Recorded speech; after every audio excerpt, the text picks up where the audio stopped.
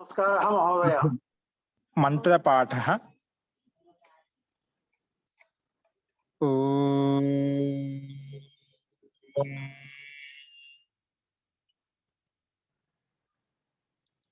सहनाववतु सहनौ भुनक्तु सह वीर्यं करवावहै तेजस्विनावधीतमस्तु मा विद्विषावहै। ॐ शांति शांति शांतिः। सर्वेभ्यो नमः। अंदरिकी नमस्कारम अंडी।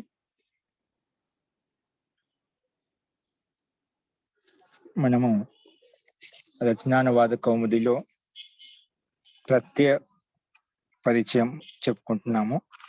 అంతకంటే ముందు శబ్ద సంగ్రహం, ధాతు సంగ్రహం, అలాగే సంక్షిప్త ధాతు కోశం చెప్పుకున్నాము. శబ్ద సంగ్రహంలో శబ్దాలు చూసాము.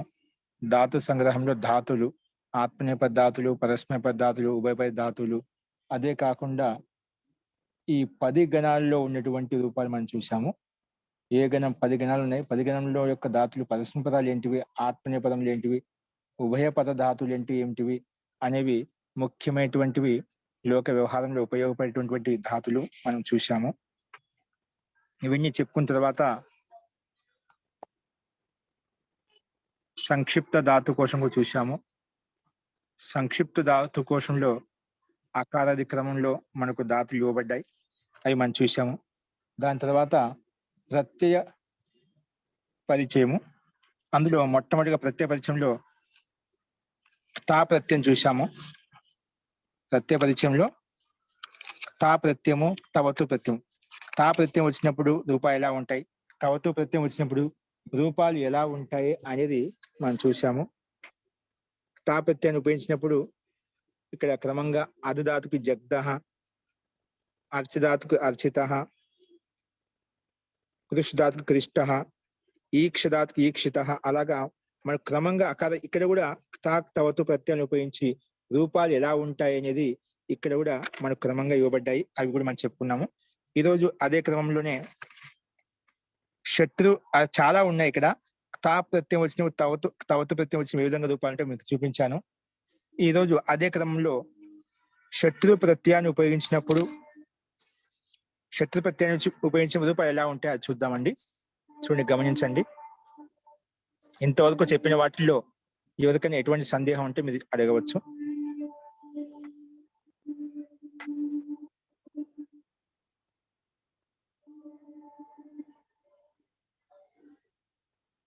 ఎవరికైనా మీకు ఇందులో ఎవరికైనా సందేహం ఉందండి?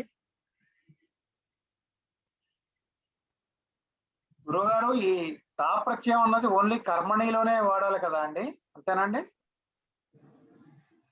అవునండి, తా ప్రత్యయం ఓన్లీ కర్మలో భావంలో మాత్రం వాడాలి. ధన్యవాదాలు. తవత్తు ప్రత్యయం ఎల్లప్పుడు కర్తలను ఉపయోగిస్తాం. ధన్యవాదాలు. తవత్తు ప్రత్యయం ఎల్లప్పుడు కర్తలోనే ఉపయోగిస్తాము.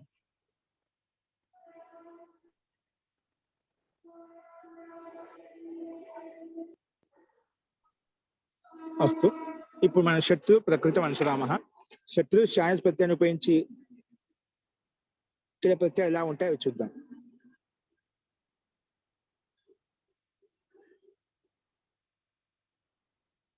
ఇక్కడ మీకు కనిపిస్తున్నాయి. ఇక్కడ తాక్ తవతు మీ స్లైడ్ మీద గమనించండి.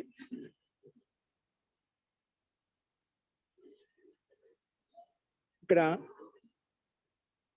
తాక్ తవతు ప్రత్యయాన్ని ఉపయోగించి తాక్ తవతు ప్రత్యయానికి అనుబంధం లోపం చేస్తే తా మిగులుతుంది, తవత్ మిగులుతుంది.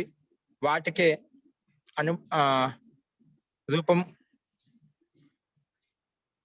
రూపాన్ని శబ్ద రూపాన్ని తయారు చేసినప్పుడు పఠితః పఠితవాన్, గతః గతవాన్, లిఖితః లిఖితవాన్. తవతు వచ్చినప్పుడు వాన్ అలా వస్తుంది. తా ప్రత్యయం వచ్చినప్పుడు లిఖితః పఠితః గతః చితః జితః శ్రితః అలాగా ఉంటాయని చెప్పి నేను చూసాము. ఈ 2 ప్రత్యయాలు భూతకాలంలోనే వస్తాయి. 2 ప్రత్యయాలు వస్తాయండి. భూతకాలం చెప్పడం కోసమే వస్తాయి. భూతకాలంలో ఏ విధంగా అయితే లకారంలో లంగు లకారాన్ని, లుంగు లకారాన్ని, పరోక్ష లిట్ లకారాన్ని ఏ విధంగా ఉపయోగిస్తామో అదే భూతకాల అర్థం చెప్పడం కోసము తాక్ తవతు ప్రత్యయాన్ని ఉపయోగించి కూడా మనం ఈ రకంగా చెప్పుకోవచ్చు క్రియాపదాలని చెప్పి మనం చూశాము. సో నెక్స్ట్ ఇలా చెప్పిన తర్వాత రెండో చూడండి పక్కన శత్రు ప్రత్యయ. శత్రు ప్రత్యయాన్ని ఉపయోగించిన రూపం సిద్ధి ఎలా ఉంటుందంటే ఇక్కడ ఇచ్చారు చూడండి. శత్రు ప్రత్యయాన్ని ఉపయోగించినప్పుడు రూపాలు ఎలా ఉంటాయి?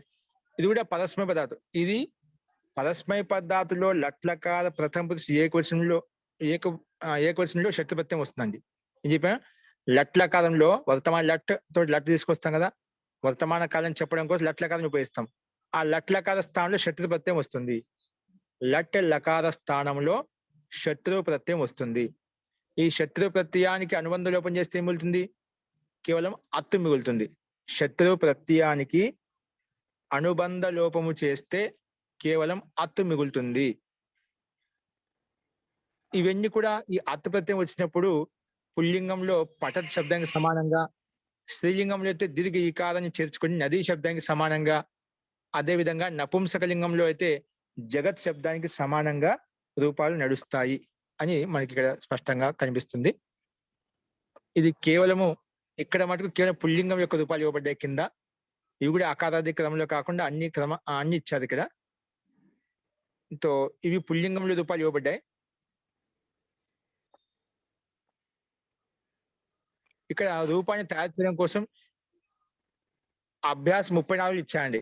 ఈ నియమాల యొక్క ఈ శత్రు ప్రత్యయం వచ్చినప్పుడు ఎటువంటి నియమాలు ఉంటాయంటే అభ్యాస్ 34 చెప్పాము. అందుకే అక్కడ చూసుకోమంటాం. దేకో అభ్యాస్ 34 ధాతుయే అంత్యాక్షరానుసార దిగయి. ఈ ధాతులన్నీ కూడా అంతిమ అక్షరం ఏవైతే ఉంటాయో ఆ అంతిమ అక్షరంలో ఉన్నటువంటి క్రమానుసారంగా ఇక్కడ ఇవ్వబడ్డాయని చెప్పి ఇక్కడ నియమంలో చెప్పబడింది, సూచన చెప్పబడింది అన్నమాట. ధాతులు అంతిమ అక్షరంలో ఏదైతే ఇవ్వబడిందో ఆ అక్షరాన్ని సంకేతించి ఇక్కడ తీసుకోబడ్డాయి అన్నమాట. అస్తు. తో గ్రా ధాతుకి ఏమొస్తుంది? జిగ్రన్ వస్తుంది. గ్రా ధాతుకి శత్రుపత్తిని తీసుకొచ్చినప్పుడు ఏమొస్తుంది? జిగ్రన్. అంటే గ్రా స్థానంలో శత్రుపత్తిని తీసుకొస్తామో శత్రుకు అత్తు మిగులుతుంది. అత్తు వచ్చిన తర్వాత గ్రా స్థానం జిగ్ర ఆదేశం అవుతుంది. ఆ రకంగా జిగ్రన్ గా మారిపోయింది అన్నమాట. అంటే రూపసిద్ధి వ్యాకరణ ప్రకారంగా గ్రా స్థానం జిగ్రన్ అంటే శత్రు ప్రత్యయం వచ్చినప్పుడు అనుబంధ లోపం చేస్తే అత్తు మిగిలింది. అత్తులోని తకారానికి నకారం చేస్తే జిగ్రన్ గా మారిపోయింది. గ్రా స్థానంలో జిగ్ర ఆదేశం తీసుకొని వచ్చి జిగ్రన్ గా రూపం తయారు చేశాం. సో ఈ ప్రత్యయాలు ఏ అర్థంలో వస్తాయి అంటే ఇప్పుడు తవతు ప్రత్యయాలు అనేటివి భూతకాల అర్థాన్ని చెప్పడం కోసం వస్తాయి అని చెప్పాం. ఈ శత్రు ప్రత్యయాలు ఏ అర్థంలో వస్తాయి అంటే ఇవి వర్తమాన కాల అర్థం చెప్పడం కోసం వస్తాయండి. ఏ విధంగా అయితే భూతకాలం చెప్పడం కోసం తవతు ప్రత్యయాన్ని ఉపయోగించామో అలాగే ఈ శత్రు ప్రత్యయాన్ని కూడా వర్తమాన కాలం చెప్పేటప్పుడు ఈ శత్రు ప్రత్యయాన్ని ఉపయోగిస్తాము. వర్తమాన కాలం యొక్క అర్థాన్ని చెప్పడం కోసము, జరుగుతూ ఉన్నటువంటి పని చెప్పడం కోసము ఈ శత్రు ప్రత్యయాన్ని ఉపయోగిస్తాము. లకారాల్లో అయితే సామాన్య లట్ లకారం ఉపయోగిస్తాం వర్తమాన లట్ ప్రకారంగా. కానీ శత్రు ప్రత్యయం కూడా ఉపయోగించి మనం వర్తమాన కాల అర్థాన్ని బోధించవచ్చు. సో ఇక్కడ ఇదే ఇవ్వబడింది. ఇక్కడ శత్రు ప్రత్యయం వర్తమాన కాలాన్ని జ్యోతిస్తుంది. పఠన్ అంటే చదువుతూ, జిగ్రన్ అంటే వాసన చూస్తూ, అంటే ఏంటి జరుగుతూ ఉంది. జిగ్రన్ అస్తి, పఠన్ అస్తి, లిఖన్ అస్తి, రాస్తూ ఉన్నాడు, వాసన చూస్తూ ఉన్నాడు. అలా జరుగుతూ ఉన్న పని చెప్పేటప్పుడు ఈ శత్రు ప్రత్యయాన్ని ఉపయోగిస్తాము.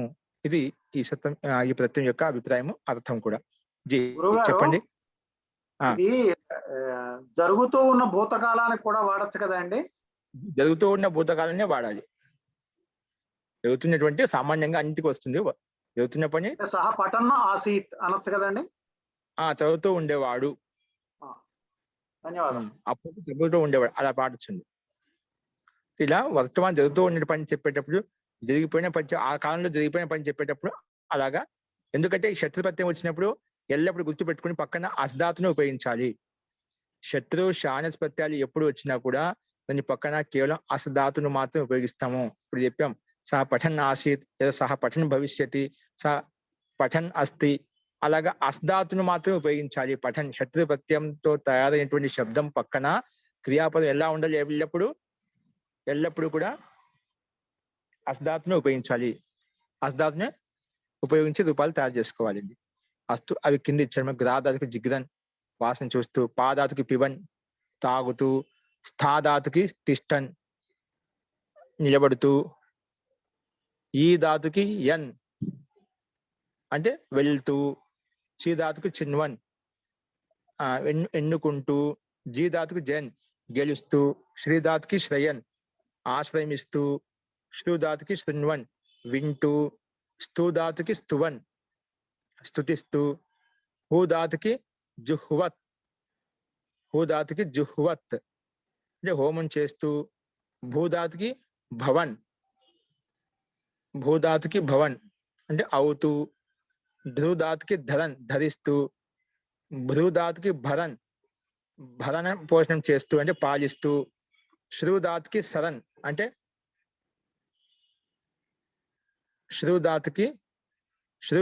విస్తరింపజేస్తూ, ఇంకా దీనికి వేరే అర్థాలు కూడా ఉన్నాయండి. ఆ విధంగా స్మృధాతుకి స్మరిస్తూ, కురుధాతుకి కిరణ్ చల్లుతూ, గురుధాతుకి గిరణ్ మింగుతూ, త్రుధాతుకి తరన్ అంటే ఈదుతూ, ఆహ్వేధాతుకి ఆహ్వానిస్తూ అలా చెప్పాలంటే. ఈ రకంగా ఇవన్నీ శత్రుపత్యం వచ్చి ఈ రకంగా వస్తుంది.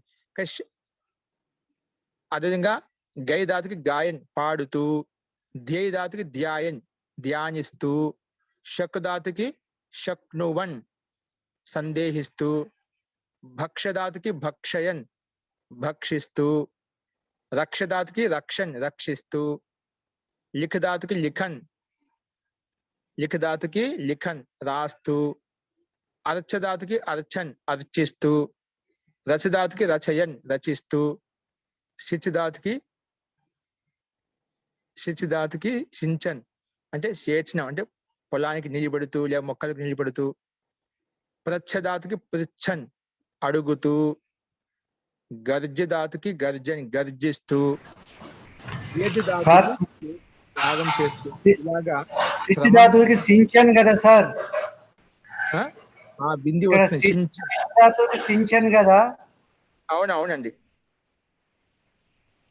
ఈ రకంగా పక్కన మూల ధాతు ఇచ్చారు, పక్కన శత్రుపత్యం వస్తే ఏ రకంగా ఉంటుంది అది కూడా ఇచ్చారు.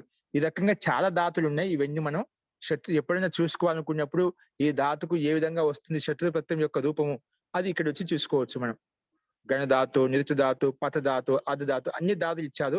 ఎప్పుడైనా మనకు ఈ ధాతుకు శత్రుపత్యం వస్తే రూపం ఎలా ఉంటుంది అనేది ఈ ప్రత్యయం శత్రుపత్యం యొక్క రూపాల్లో మనము చూసుకుంటే, ఇక్కడ ఇచ్చిన పరిశిష్టం చూసుకుంటే మనకు ఏ దానికి ఏ విధంగా మార్పు వస్తుంది తెలిసిపోతుంది. కాబట్టి ఈ రకంగా సరన్ అంటే ఏమిటండి? ఏంటండి ధాతు సరన్ అని ఇచ్చారా అంటే అర్థం ఏమిటి సార్? సరన్ అంటే ఇక్కడ జరుగుతూ ఒక అర్థం వస్తుంది, విస్తరింపజేస్తూ అనే ఒక అర్థం కూడా ఉంది. ఇంకోటి స్నానం చేస్తూ, చాలా ఉన్నాయి. స్నానం చేస్తూ ఇంకొక అర్థం ఉంది. సోమరసాన్ని పిండుతూ అనే అర్థం కూడా ఉంది. అనేక అర్థాలు ఉన్నాయండి దీనికి. ఓకేనా? నమస్కారం, ధన్యవాదాలు సార్. భూధాతుకి భవతి భవన సార్. భూధాతుకి భవన్, భవతి భవన్, భవతి అనేనా? భవతికేనా భవన్? భవతి ప్రెసెంట్ టెన్స్ లో ఉంటుంది కదా, దానికే భవన్ వస్తుందా? భవత్ అంటే భవత్కే భవన్ అయిపోతుంది. ఉంటూ అలాగా. ఓకే, అర్థమైనది. భవన్. ఓకే, అస్తు. ఈ రకంగా మనం చూసాము. భూధాతుకి భవన్ అంటే ఉంటూ అలాగా. అన్ని ధాతులు ఇదే విధంగా చూసుకోవాలి. అన్ని ఇచ్చారు మనకు. ఖాదానికి ఖాదన్ తింటూ, చెద్దు ధాతుకి చిందన్ ఛేదిస్తూ, తుదు ధాతుకి తుదన్ అంటే దుఃఖపడుతూ, నిందు ధాతుకి నిందన్ నిందిస్తూ, పాల్ ధాతుకి పాలయన్ పాలిస్తూ, మిల్ ధాతుకి మిలన్ కలుస్తూ అలాగా అన్ని అర్థాలు మనం చూసుకోవాలి. ఇక్కడ పక్కన కూడా ఇచ్చాడు. ఇక్కడ ఒక పేజీలో మనకు శత్రుపత్యం వచ్చినప్పుడు రూపాలు ఎలా ఉంటాయి, ధాతునకు శత్రుపత్యం కలిపితే ఏ విధంగా ఉంటాయి అది చూసాము. దీని పక్కనే ఇది 34 శత్రుపత్యం యొక్క నియమాలు 34 అభ్యాసం ఇవ్వబడే అక్కడ చూసుకోమంటున్నారు. కాబట్టి మనకు 34 అభ్యాసంలో శత్రుపత్యం యొక్క నియమాలు ఏంటో మనం చెప్పుకున్నాము, అక్కడ గమనించండి. నెక్స్ట్ వచ్చేసి షానచ్ పత్యం. ఇది కూడా వర్తమాన కాలం అర్థాన్ని చెప్పడం కోసం వస్తుంది. ఇది కూడా వర్తమాన కాలం యొక్క అర్థాన్ని చెప్పడం కోసం వస్తుంది. ఏంటంటే ఏ విధంగా అయితే శత్రు ప్రత్యయంలో పఠన్ అంటే చదువుతూ, ఏ విధంగా చెప్పాం, పఠమానః అస్తి, సహ పఠన్ అస్తి లేదా సహ పఠమానః అస్తి అంటే ఇది షానచ్ ప్రత్యయాన్ని ఉపయోగించినప్పుడు ఆన వస్తుంది. షానచ్ ప్రత్యయాన్ని ఉపయోగించినప్పుడు ఆన వస్తుంది. ఏ విధంగా శత్రు ప్రత్యయానికి అనుబంధ లోపం చేస్తే అత్తు మిగిలిందో అలాగే షానచ్ ప్రత్యయానికి అనుబంధ లోపం చేస్తే ఆన మిగులుతుంది. షానచ్ ప్రత్యయానికి అనుబంధ లోపం చేస్తే ఏం మిగులుతుంది? ఆన మిగులుతుంది. సో అందుకే శత్రు ప్రత్యయం ఇక్కడ ఆ షానచ్ ప్రత్యయం ఉపయోగించిన రూపాయి ఎలా ఉంటే ఇక్కడ ఇచ్చామట. ఇంకోటి ఈ షానచ్ ప్రత్యయం వచ్చినప్పుడు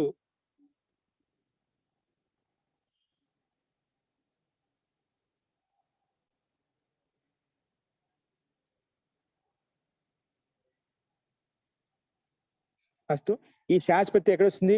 ఈ శాశ్వతం ఎల్లప్పుడూ ఆత్మనేపద ధాతులు వస్తుంది. ఆత్మనేపదంలో లట్లకాల వర్తమాన కాలం లట్లు ఏది తీసుకుని ఆత్మనేపదంలో వర్తమాన కాలంలో లట్లకాల అయితే ఉందో అక్కడ లక్ష శత్రు ప్రత్యయం వస్తుంది. క్షమితం శాశ్వతం వస్తుంది. ఆత్మనేపద ధాతుకు వర్తమాన కాలం లట్ ప్రత్యయం తీసుకొస్తాం ఆత్మనేపదంలో. ఆ లట్ స్థానంలో శాశ్వతం వస్తుంది. అదేవిధంగా శత్రు ప్రత్యయం అనేది పరస్మేపదంలో ఉండే లట్లకా స్థానంలో వస్తుంది. షానచ్ ప్రత్యయము ఆత్మనేపదంలో ఉండే లట్లకారంలో ఉండే లట్లకా స్థానంలో వస్తుంది. శత్రు ప్రత్యయము పరస్మేపదంలో ఉండే లట్లకా స్థానంలో వస్తుంది. అది మనం గమనించాలి. అస్తు. तो ఇక్కడ ఇది शानच प्रत्यय आत्मनिपद धातु के लट के स्थान पर शानच होता है. आत्मनिपद धातुల్లో लट लकार స్థానంలో शानच प्रत्यय వస్తుంది. ఉభయపది ధాతువు के लट के स्थान पर శత్రు మరియు శానచ్ రెండు వస్తాయి. ఈ ఉభయపది ధాతు అంటే ఉభయపది అంటే పరస్మపద ధాతు ఆత్మనిపద ఏవైతే ఉన్నాయో లట్ లకారిక స్థానంలో శత్రు మరియు శానచ్ రెండు వస్తాయంట. ఉభయపది ధాతు ఉన్నప్పుడు శత్రు ప్రత్యయం వస్తుంది, శానచ్ ప్రత్యయం కూడా వస్తుంది అని చెప్పి చెప్పారు ఇక్కడ. ఇక శానచ్ ప్రత్యయంగా ఆన మిగులుతుంది. శానచ్ ప్రత్యయాన్ని ఉపయోగించి రూపం తయారు చేసినప్పుడు శబ్దం ఎలా ఉంటుందంటే రామ శబ్దానికి సమానంగా, స్త్రీలింగంలో రమా శబ్దానికి సమానంగా, నపుంసక లింగంలో గృహ శబ్దానికి సమానం నడుస్తుంది అని చెప్పి ఇక్కడ కూడా ఈ శబ్ద రూపాలు ఈ ప్రత్యయం వచ్చిన ఏ రకంగా ఉంటాయో చెప్పారు. యహాపద్ పుల్లింగే హి రూప్ దియే, ఇక్కడ కూడా పుల్లింగం యొక్క రూపాలు చూపించామట. స్త్రీలింగం యొక్క రూపాలు కానీ నపుంసక లింగ యొక్క రూపాలు కానీ ఇవ్వలేదు. ఈ శానచ్ ప్రత్యయం వచ్చినప్పుడు స్త్రీలింగ ప్రత్యయం ఎలా ఉంటాయి, ఈ శానచ్ ప్రత్యయం ఉపయోగించిన నపుంసక లింగం యొక్క రూపం ఎలా ఉంటుంది అవి ఇవ్వలేదు. కేవలము పుల్లింగం యొక్క రూపాలు ప్రసిద్ధం కాబట్టి అవి ఇక్కడ చూపబడ్డాయి. చూడండి, అది ప్లస్ ఈ ధాతుకి శానచ్ ప్రత్యయం తీసుకొస్తే అది యానహ అయిపోయింది. ఉడ్డి ప్లస్ ధాతుకి శానచ్ ప్రత్యయం తీసుకొస్తే ఉడ్డి యానహ అలా వస్తుంది. షీ ధాతుకి శానచ్ ప్రత్యయం తీసుకొస్తే శయానహ వస్తుంది. ఇవన్నీ శానచ్ ప్రత్యయం వచ్చినప్పుడు రూపాలు ఈ రకంగా ఉంటాయని చెప్పి చూసాము. అలాగే శక ధాతుకి శానచ్ ప్రత్యయం తీసుకొచ్చినప్పుడు శకమానహ అలా వస్తుంది. ఈక్ష ధాతుకి చూడటం, ఈక్షించడం ధాతుకి శానచ్ ప్రత్యయం తీసుకొచ్చినప్పుడు ఈక్షమానహ అలా వస్తుంది. భిక్ష ధాతుకి శానచ్ ప్రత్యయం తీసుకొచ్చిన భిక్షమానహ అలా అన్నిటికీ శానచ్ ప్రత్యయం వచ్చి ఆనా మిగులుతుందండి. మరి ఈ రకంగా అన్ని ధాతులకు మనం అర్థం చేసుకోవాలి. శుభ ధాతుకి అంటే ఏ కాలంలో వస్తుందండి? వర్తమాన కాలమా గురుగారు? ఇది వర్తమాన కాలం చెప్పడం కోసం వస్తుంది. ఏ విధంగా అయితే లకారంలో వర్తమాన లట్టుపక భవతి భవత భవంతి పడతి పడతా పడంతి యొక్క అర్థం ఇస్తుంది చదువుతున్నాడు. ఈ శత్రు ప్రత్యయం వచ్చిన శానచ్ ప్రత్యయం అదే అర్థం ఇస్తుంది. జరుగుతూ ఉండేటువంటి పని చెప్పడం కోసము ఈ రెండు ప్రత్యయాలు ఉపయోగిస్తాము. ఓకే, సో ఈ రకంగా మనం చూసామండి. సో అన్ని రకాలు ఏదో చూసుకోవాలి. చాలా అర్థాలు ఉన్నాయి మీకు శబ్దకోశంలో, డిక్షనరీలో ఎక్కడ చూసినా మీకు కనిపిస్తాయి. కాబట్టి శానచ్ ప్రత్యయం వచ్చినప్పుడు శత్రు ప్రత్యయం వచ్చినప్పుడు రూపాలు ఎలా ఉంటాయి మనకి ఇక్కడ ఇచ్చారు. కాబట్టి అక్కడ అభ్యాసం 35లో శానచ్ ప్రత్యయం యొక్క నియమాలు చెప్పబడ్డాయండి, అక్కడ చూసుకోవచ్చు. అక్కడ కొన్ని ధాతులు ఇచ్చాము, అందుకే ఇక్కడ విస్తృతంగా ఇంకా ఈ ధాతు వచ్చినప్పుడు ఇవి శానచ్ ప్రత్యయం యొక్క రూపం ఎలా ఉంటుందని ఇది కూడా ఇక్కడ మనం చూసుకున్న దాన్ని బట్టి మనం రాసుకోవచ్చు, ఉపయోగించుకోవచ్చు. సో ఈ రకంగా అన్ని అర్థం చేసుకోండి. సో శత్రు శానచ్ ప్రత్యయాలు రెండు ఏ అర్థంలో వస్తాయి? వర్తమాన కాలాన్ని చెప్పడం కోసం వస్తాయి. ఓకే, ఈ రకంగా రుదు ధాతుకి రుంధన్, తన్ ధాతుకి తన్వన్, చోరు ధాతుకి చోరయన్, గ్రహ ధాతుకి గ్రహణన్, వహ ధాతుకి వహన్, ఇలాగా అన్ని ఉంటాయి. మనం అర్థం చేసుకోవాలి. ఇది కూడా వర్తమాన కాల అర్థం చెప్పడం కోసం వచ్చిందని చెప్పి. ఫస్ట్ ఇప్పుడు నెక్స్ట్ తాక్ తవతు, రెండోది శత్రు శాస్త్రత్యాలు. శత్రు శాస్త్రత్యాలు వర్తమాన కాలాన్ని బోధిస్తాయి. తాక్ తవతు ఈ రెండు ప్రత్యయాలు వర్తమాన కాల అర్థాన్ని బోధిస్తాయి. వర్తమాన కాల అర్థాన్ని బోధిస్తాయి అని చెప్పి చెప్పుకున్నాం. అస్తు. ఇలా చెప్పిన తర్వాత నెక్స్ట్ ధాతు ప్రత్యయాలు ఏంటంటే తుముని ప్రత్యయం అండి. తుముని ప్రత్యయము, ద్రవ్యత్ ప్రత్యయము, తృత్ ప్రత్యయం. ఇక్కడ 3 ప్రత్యయాలు ఇచ్చారు. 3 ప్రత్యయాల యొక్క రూపం ఎలా ఉంటే చూద్దాం ఇప్పుడు. తుముని ప్రత్యయం అంటే పఠితుం, లేఖితుం, గంతుం, నం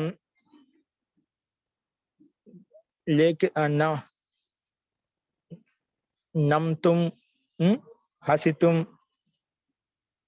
గ్రాహయితుం. అలాగా తుముని ప్రత్యయం అనేది చతుర్థి యొక్క అర్థం చెప్పడం కోసం వస్తుంది. కొదుకు కోసం అంటే కదా చతుర్థి, కొదుకుని కై చతుర్థి అని చెప్తాం కదా. అంటే కొదుకు కోసం అనే అర్థాన్ని చెప్పడం కోసము, కొదుకు కోసం అనే అర్థం చెప్పడం కోసము, కొదుకు కోసం అర్థం చెప్పడం కోసము, కొదుకు కోసం అనే అర్థాన్ని చెప్పడం కోసము ఈ సూత్రము, ఈ ప్రత్యయం వస్తుంది. అంటే ఇప్పుడు గ్రాతుం వాసన చూడటం కోసము. ఇదే మనం విభక్తులు అయితే చతుర్థి విభక్తి పెడతామండి. చతుర్థి రామాయ, రాముడి కొరకు, రాముడి కోసం అంటాం కదా. అలాగే గ్రాతు అంటే వాసన చూడడం కోసము, వాసన చూడటం కోసము. జ్ఞాధాతుకి జ్ఞానాయ అంటే జ్ఞానం కోసం ఈ విధంగా అంటాము. ఇక్కడ చతుర్థి విభక్తి కాకుండా తుమ్మి ప్రత్యయం కూడా అదే అర్థాన్ని ఇస్తుంది. చతుర్థి విభక్తిలో ఉన్నప్పుడు శబ్దం ఏ అర్థాన్ని ఇస్తుందో, రూపము చతుర్థి విభక్తి రాసినప్పుడు ఏ విధమైన అర్థాన్ని ఇస్తుందో, తుముని ప్రత్యయం వచ్చినప్పుడు అదే అర్థాన్ని ఇస్తుంది. ఇక్కడ దాధాతుకి దాతుం, అదే దానాయ, దాతాయ అలా అని చెప్పుకుంటామట. పాదాతుకి పాతుం తాగడం కోసం. తుముని ప్రత్యయం వచ్చిందంటే కొదుకు కోసం అనే అర్థాన్ని తీసుకోవాలి ఖచ్చితంగా. పాదాతుకి పాతుం తాగడం కోసం. మాదాతుకి మాతుం కొలవడం కోసం. యాదాతుకి యాతుం వెళ్ళడం కోసం. స్థాదాతుకి స్థాతుం ఉండడం కోసం. చూడండి ఇవన్నీ కూడా తుమున్ అంతి తుమ్ అనేది అంతిని వస్తుంది. తుమ్ముని ప్రత్యయం కదా. తుమ్ అనేది అన్నిట్లో అనుమతి లోపం చేసుకుని తుమ్ మిగులుతుందండి. అందుకే తుమ్ అనేది అన్నిటిలో కనిపిస్తుంది. అధ్యేతుం అధ్యయనం చేయడం కోసం. ఈ ధాతుకి ఏతుం, ఈ ధాతుకి ఏతుం, ఏతు అంటే వెళ్ళడం కోసం. చీ ధాతుకి చేతుం ఎన్నుకోవడం కోసం. జీ ధాతుకి జేతుం గెలవడం కోసం. శ్రీ ధాతుకి శ్రయితుం కోరికని చెప్పడం అంతే కదండి. వెళ్ళాలనుకుంటున్నాను, తినాలనుకుంటున్నాను. ఎక్కడండి ఏ ధాతుకి? అదే తుమున్ ప్రత్యయానికి గంతుం, జ్ఞాతుం అంటే ఒక కోరికని వెళ్ళడం కోసం. ఏదైనా అది ఏ క్రియ కావచ్చు, ఊరికి వెళ్ళడం కోసం. భక్తి మార్గం వెళ్ళడం కోసం మాట్లాడుతున్నావా, సాంసారిక మార్గంలో వెళ్ళడం కోసం మాట్లాడుతున్నావా, ఇంకా ఏదైనా మార్గం గురించి మాట్లాడుతున్నావా, ఏదైనా కావచ్చు.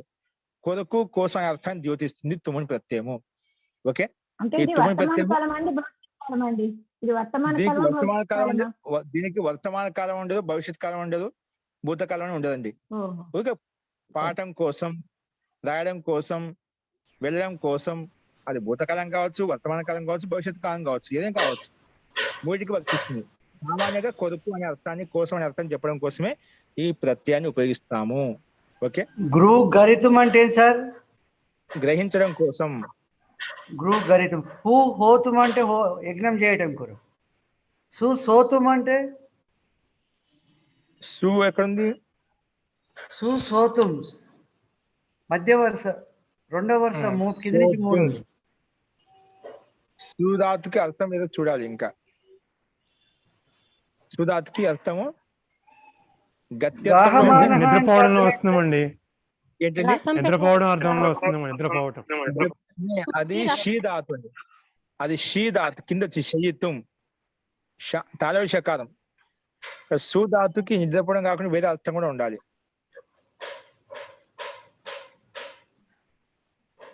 అస్తు అది చెప్దామండి. స్థూధాతుకి స్తోత్రం స్తుతించడం కోసము. భూధాతుకి హోతం యజ్ఞం చేయడం కోసం. బుధుధాతుకి వక్తం మాట్లాడడం కోసము.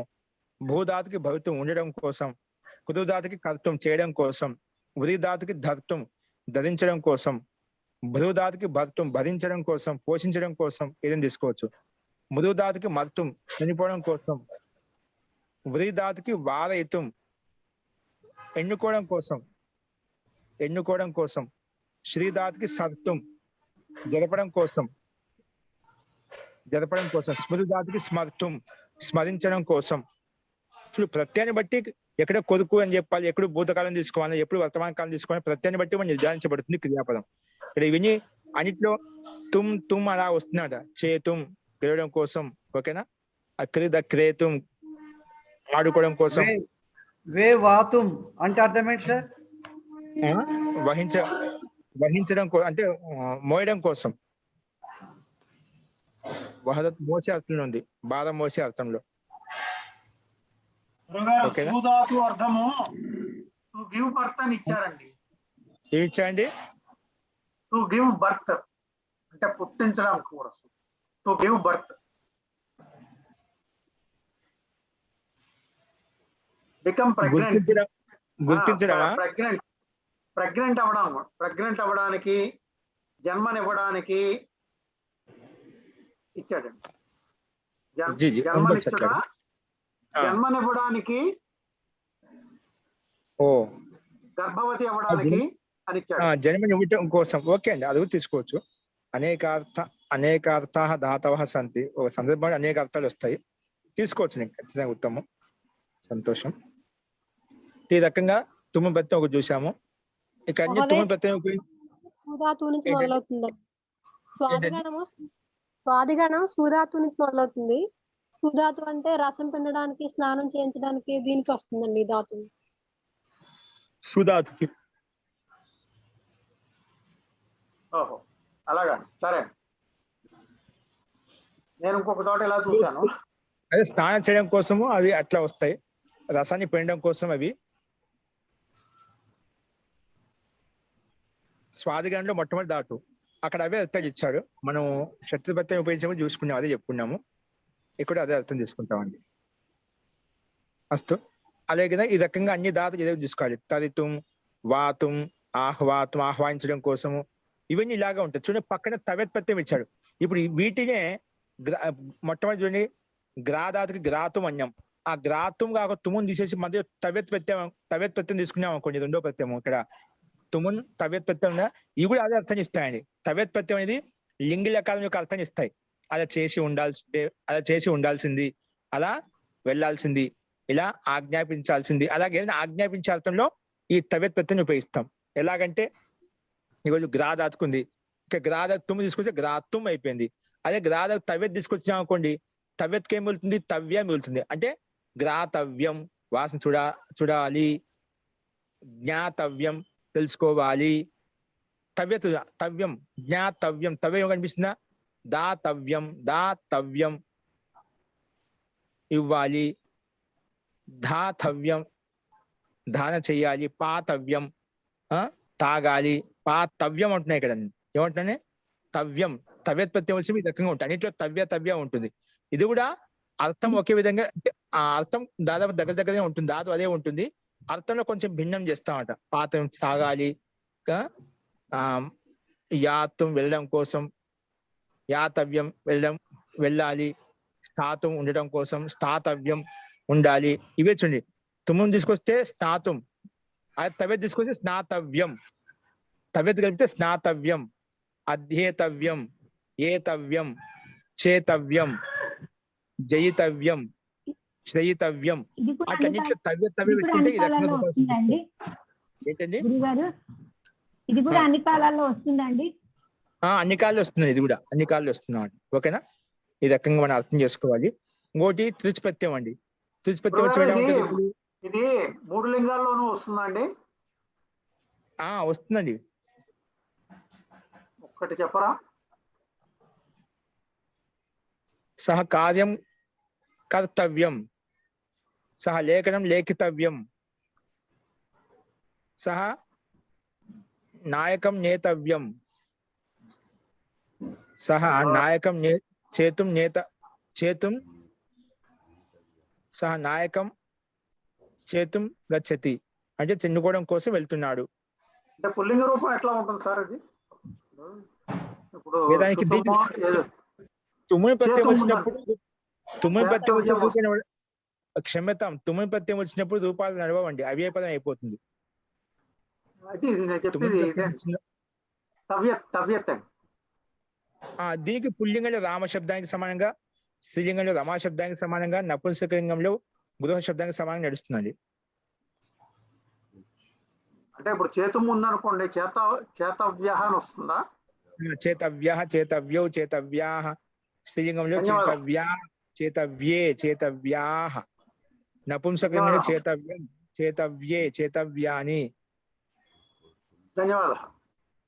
ఇలా ఉంటుంది. తుమ్మి ప్రత్యయం వచ్చినప్పుడు మాటకు అది అవ్యయపదం అవుతుంది. తవ్యత్ ప్రత్యయం వచ్చినప్పుడు మాటకు ఇవి పుల్లింగంలో రామ, రమ, గృహం శబ్దానికి సమానం నడుస్తాయి. నెక్స్ట్ త్రిచ్ ప్రత్యయం అండి. త్రిచ్ ప్రత్యయం వచ్చే రూపాయలు ఎలా ఉంటాయి? ఇప్పుడు కర్త, చేత, నేత, జేత, దానికే తా పెట్టినప్పుడు త్రిచ్ ప్రత్యయం వస్తుందండి. ఇప్పుడు గ్రాత వాసన చూసేవాడు, జ్ఞాత జ్ఞానం తెలుసుకునేవాడు, దాత ఇచ్చేవాడు, ధాత దానం చేసేవాడు. ఇలాంటి అర్థం చెప్పడం కోసము త్రిచ్ ప్రత్యయాన్ని ఉపయోగిస్తాము. ఇలాంటి అర్థం చెప్పడం కోసం ఏమి ఇస్తాము? త్రిచ్ ప్రత్యయాన్ని ఉపయోగిస్తాము. ఓకేనా? బృదాదికి వక్తు. గురుగారు ఈ ధాతువులు కూడా వస్తున్నాయండి, ఉట్టి శబ్దాలకే కాకుండా. ఏంటివి? ఈ అదే ఈ తవ్యత్తు, తుమ్ముని ఇవన్నీ కూడా ఇవన్నీ శబ్దాలకే కాకుండా ధాతువులు కూడా. ఇవన్నీ ధాతువులతోనే వస్తాయండి, ప్రత్యయాలతో కాదు. ఇవన్నీ కూడా గ్రాధాతుతోటి తవ్య తీసుకొస్తే గ్రాతవ్యం అయిపోయింది. ధాతువే అండి, ఇక్కడ శబ్దాలు కాదు. ఈ ప్రత్యయం వచ్చి కలిసిన తర్వాత శబ్దం అయిపోతుంది. అది ఏదైనా పదం అయిపోతుంది. ఇవి ధాతులతోనే వస్తాయండి. తుమ్ముని ప్రత్యయమైనా, తవ్యత్ అయినా, త్రిచ్ ప్రత్యయమైనా ఇవన్నీ ధాతులతోనే వస్తాయి. ఓకేనా? గురుగారు, ఈ తృచ్చుపత్యం 3 లింగాల్లో కూడా ఉంటుందండి ఇది కూడాను? ఇది కూడా 3 లింగాలే ఉంటుందండి. ఒక్కటి చెప్పరా అండి? కర్త, కర్తారో, కర్తారః, ఇది ఒకటి. కర్త్రీ, కర్త్రీని, కర్తృని. నేత నపుంసకలింగంలో జగత్ శబ్దానికి సమానం తీసుకోవచ్చు.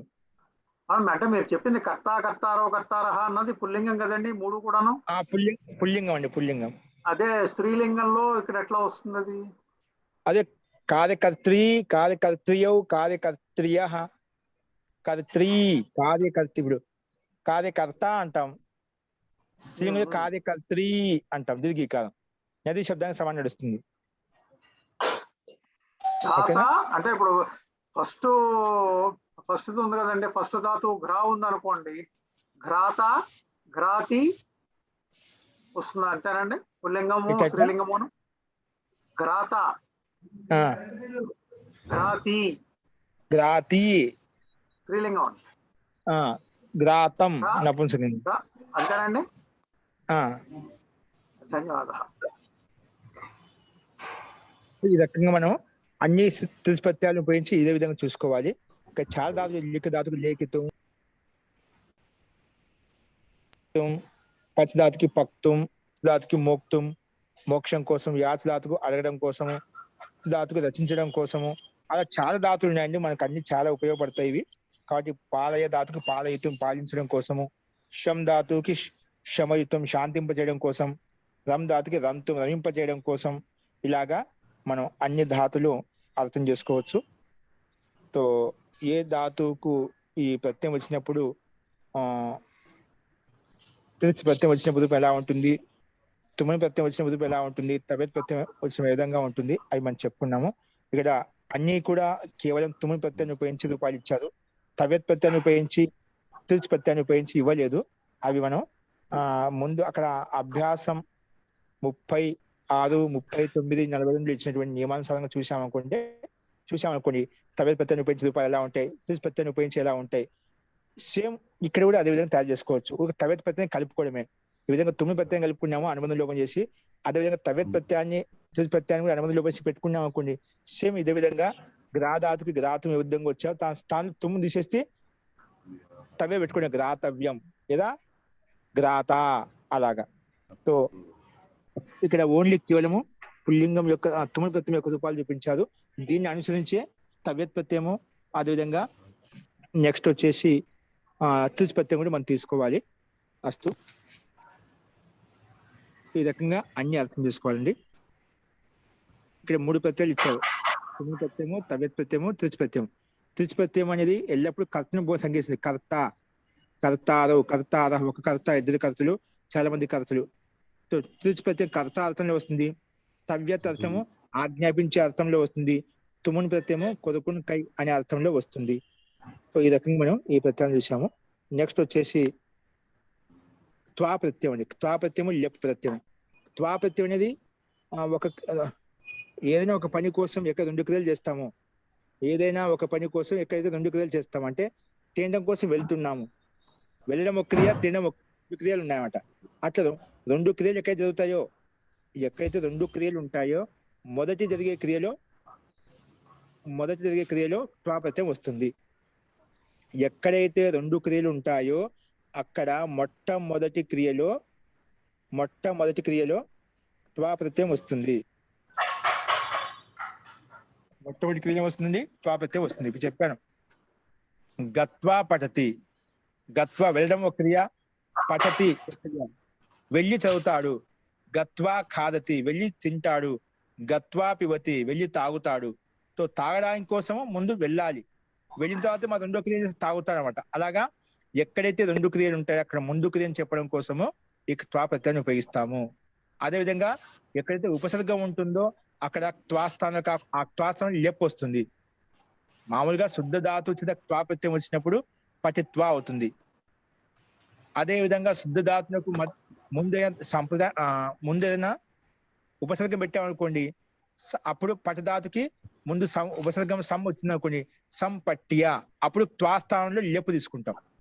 ఎప్పుడైతే ధాతువుకి ముందు ఉపసర్గం ఉంటుందో అటువంటి ఉపసర్గం ఉన్నటువంటి ధాతువునకు పక్కన త్వా ప్రత్యయ స్థానంలో లెప్ వస్తుంది. ఉపసర్గం ఉంటే అయిపోయా, పక్కన ఉండే ధాతుకు లెప్ అవుతుంది. ఉపసర్గం లేకుంటే త్వా అలాగే ఉంటుంది, కలిపి రాసుకోవడమే. సో ఇక్కడ సేమ్ కొన్ని అదేవిధంగా రూపాలు ఇచ్చారు. ఇక్కడ గ్రాధాతుకు 2 చూపించారు. త్వా ప్రత్యయం వచ్చిన రూపం ఎలా ఉంటుంది, లెప్ ప్రత్యయం వచ్చిన రూపం ఎలా ఉంటుంది, 2 చూపించారు. ఇక్కడ గమనించండి. గ్రాధాతుకి గ్రాత్వా అంటే వాసన చూసి, అంతే, చూసి వరకే, 2వ అర్థం తీసుకోదు. వాసన చూసి ఇంకా 2వ అసమాప క్రియలో ఉపయోగిస్తామన్న. వాసన చూసి ఏం చేస్తాడు, పాదేస్తాడా, ఇంకో దేవుడికి అర్చన చేస్తాడా, ఇంట్లో పెట్టుకుంటాడా, నెత్తిలో పెట్టుకుంటాడా, ఏంటి అంటే క్రియ పూర్తి కాదు. అలాంటి అర్థాన్ని చెప్పడం కోసం, అసమాపన క్రియను చెప్పడం కోసం, ద్యోతించడం కోసం త్వా ప్రత్యయాన్ని ఉపయోగిస్తాము. గ్రాత్వా, ఆగ్రాయ, అదే దానికి త్వా ప్రత్యయం కాకుండా ఉపసర్గం యాడ్ చేసాం. గ్రాధాతుకి ముందు ఉపసర్గం యాడ్ చేసాం.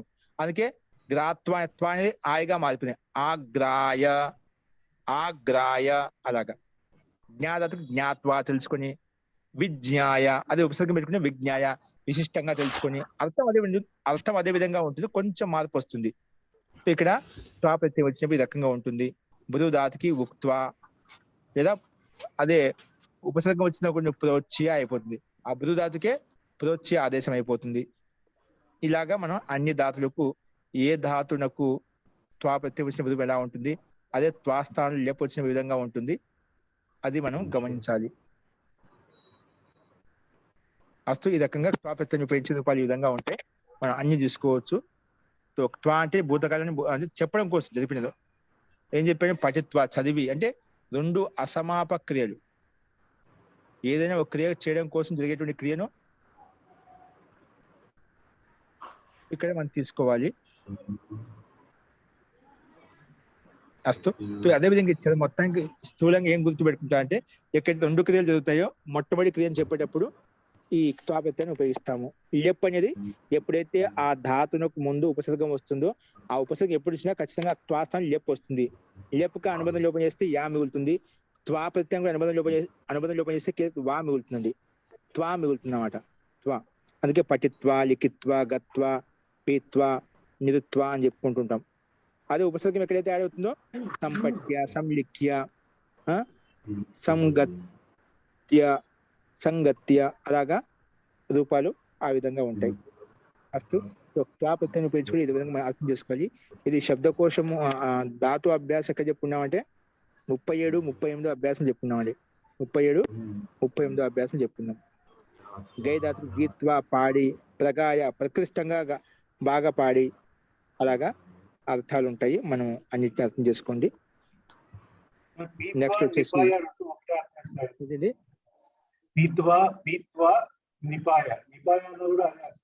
పీత్వా తాగి, అప్పుడు సంపీత్వా సంపీయ ఓకే.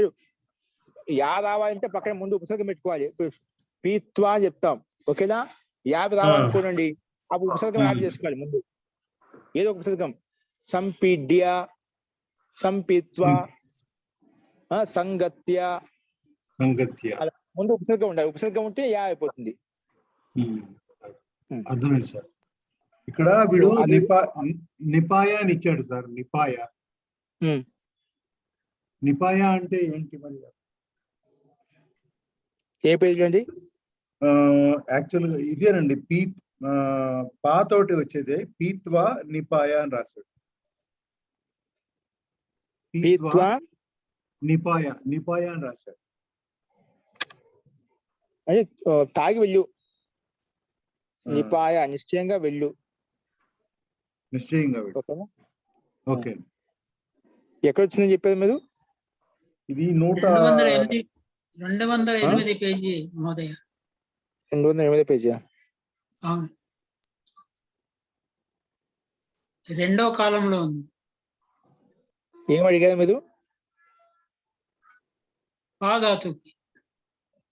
పాధాతుకి పీత్వా అది లెక్క వచ్చినప్పుడు నిపాయ అంటున్నాడు. నిశ్చయ పాయ నిపాయ అలా కరెక్ట్ అండి. నీవు వచ్చింది కాబట్టి నిపాయ, సంపాయ, లేదంటే పాదత పెట్టుకుంటే సంపాయ, లేదా నీ పెట్టుకుంటే నిపాయ. అంటే అది కూడా అర్థం ఒకటే, తాగి అన్నట్టుగా అర్థం ఒకటండి. ఖచ్చితంగా అర్థం అదే ఉంటుంది, తేడే ఉండదండి. లెప్పొచ్చినా త్వాపత్తి వచ్చినా అర్థంలో ఏ మార్పు ఉండదు, కేవలం శబ్దంలో మాత్రమే మార్పు వస్తుంది. శబ్దంలో మాత్రమే మార్పు ఉంటుంది. అలాగే స్థూలంగా ఎప్పుడు యా కనిపించిందే ఖచ్చితంగా ముందు ఉపసర్గం ఉంటుంది. ఉపసర్గం ఉండే ధాతువుకి పక్కనే మనకు క్వా స్థానం లెప్ వస్తుంది, లేకపోతే క్వానే ఉంటుంది సామాన్యంగా. ఓకే అస్తు. నెక్స్ట్ చూడండి, లిట్ ప్రత్యయాన్ని ఉపయోగించి అనేది ప్రత్యయాన్ని ఉపయోగించి ఇవి ఉన్నాయి. అవి మనం రేపు చూద్దామండి.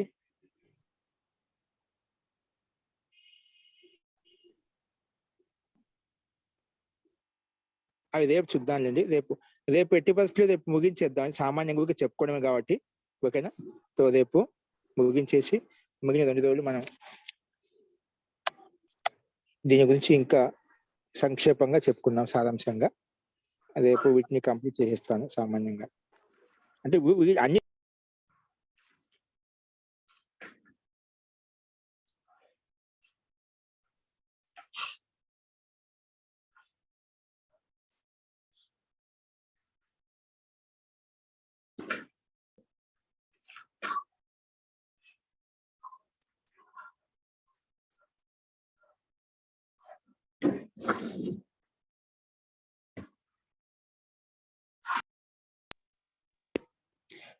దీన్ని మనం రేపు కంప్లీట్ చేద్దామండి. ఓకేనా. మరి సంక్షేపంగా ఎక్కడెక్కడ ఏమి ఇవ్వబడ్డాయని సారాంశంగా చెప్పుకున్నాము. ఈ శనివారం లోపలే దీన్ని పూర్తి చేద్దాము. నెక్స్ట్ మనకు సోమవారం నుంచి మళ్ళీ వేరే క్లాస్ స్టార్ట్ అవుతుంది కాబట్టి దీంట్లో ముఖ్యాంశం అంతా వచ్చింది, ఇబ్బంది లేదు మనకు. ఇంకొన్ని వ్యక్తిగతంగా తెలుసుకోవాలని కూడా మనకు కవర్ అవుతాయండి. ఫస్ట్ ఇంకా మీకు ఏమైనా అనిపిస్తేనే, మీకు ఏమైనా సందేహం అంటే ఇప్పుడు అడగండి.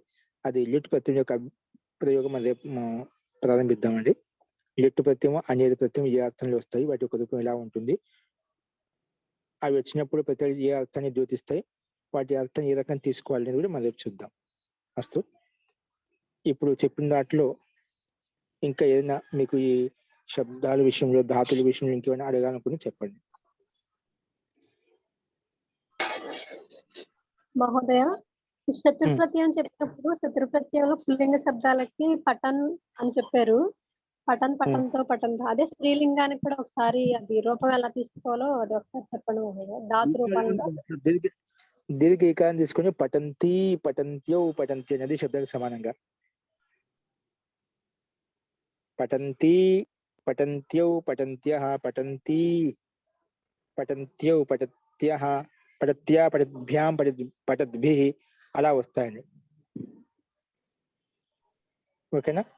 స్త్రీలింగంలో దీర్ఘ ఏకారం చేసుకొని మనం పఠంతి, గచ్చంతిక, గచ్చంతి రూపంలో మధ్యలో ఉండే గచ్చంతి అంటున్నాం కదా, ఆ గచ్చంతిలో ఉండే అంతిమ ఏకారానికి దీర్ఘ ఏకారం చేస్తే గచ్చంతి అయిపోతుంది. మధ్యలో నకారం తీసేస్తే గచ్చంతి అస్తి వెళ్తూ ఉంది, పఠంతి అస్తి చదువుతూ ఉంది. అలాగా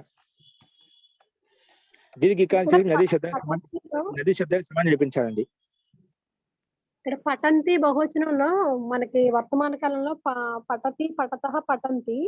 ఇక్కడ పఠంతి అన్నప్పుడు అంతిలో అకారం ఉంటేనే గనక స్త్రీలింగంలో మనకి పఠంతి వస్తుంది. లేకపోతే ఆకారం గాని ఈకారం ఓకారం ఈకారం ఉంటే ఇలా పఠంతి నకారం చేర్చుకోకూడదు అని అంటారు మహోదయ.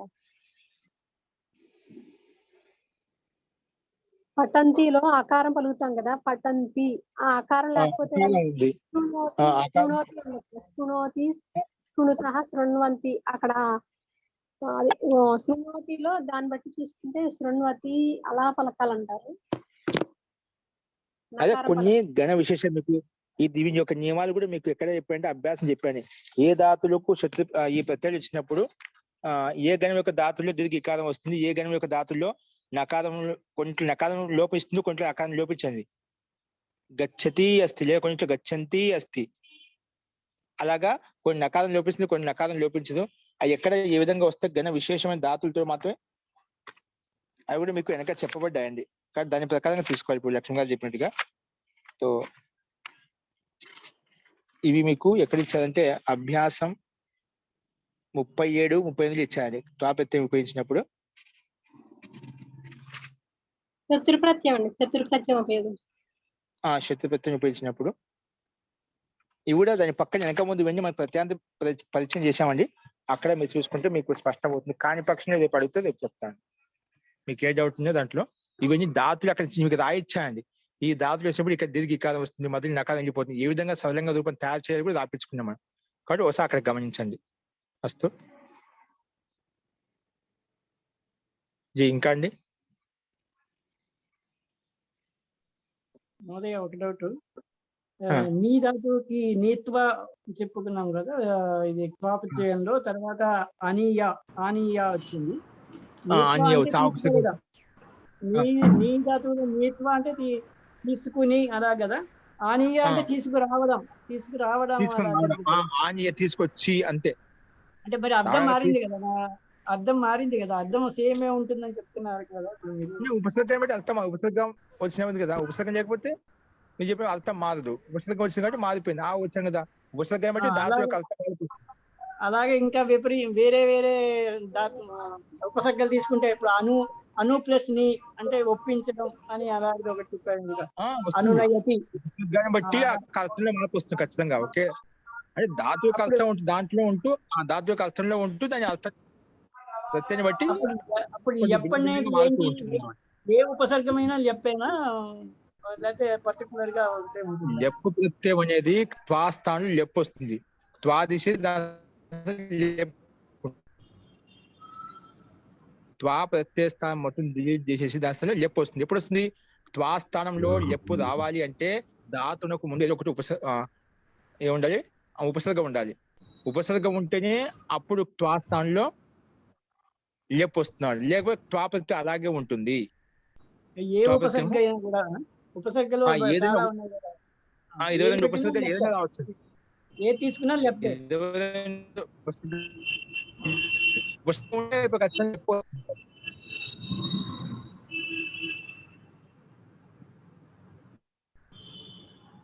ఓకే.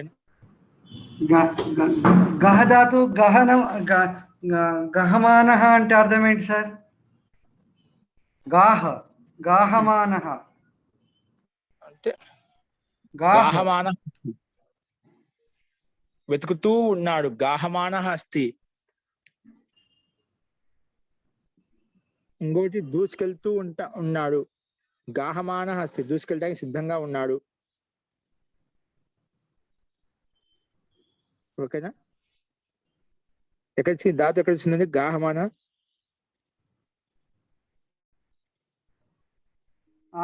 అందులో మొదట మాట చెప్పారు కదా, శత్రు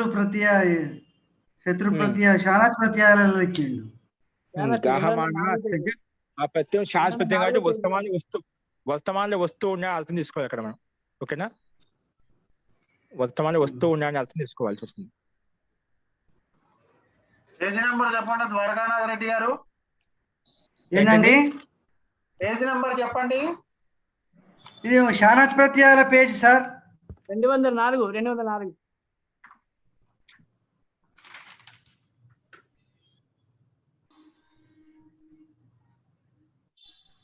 అస్తు అండి. మునగడం కూడా వస్తుందా మహోదయ? ఏంటండి? దాహ అని మునగడం కూడా వస్తుందేమో కదా? గాహతే దూసుకెళ్ళడం, మునగటం. ఇది మునగటం అనే అర్థం అయితే రాదండి.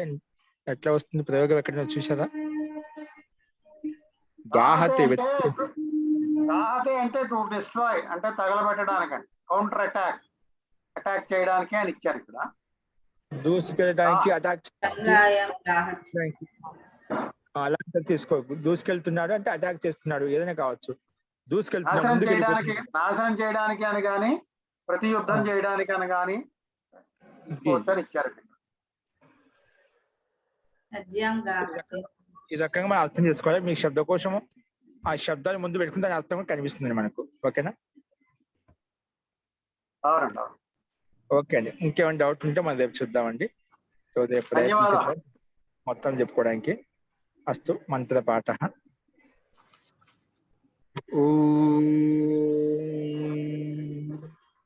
సర్వే భవంతు సుఖినః, సర్వే సంతు నిరామయాః, సర్వే భద్రాణి పశ్యంతు, మా కశ్చిత్ దుఃఖభాగ్ భవేత్. ఓం శాంతి శాంతి శాంతి.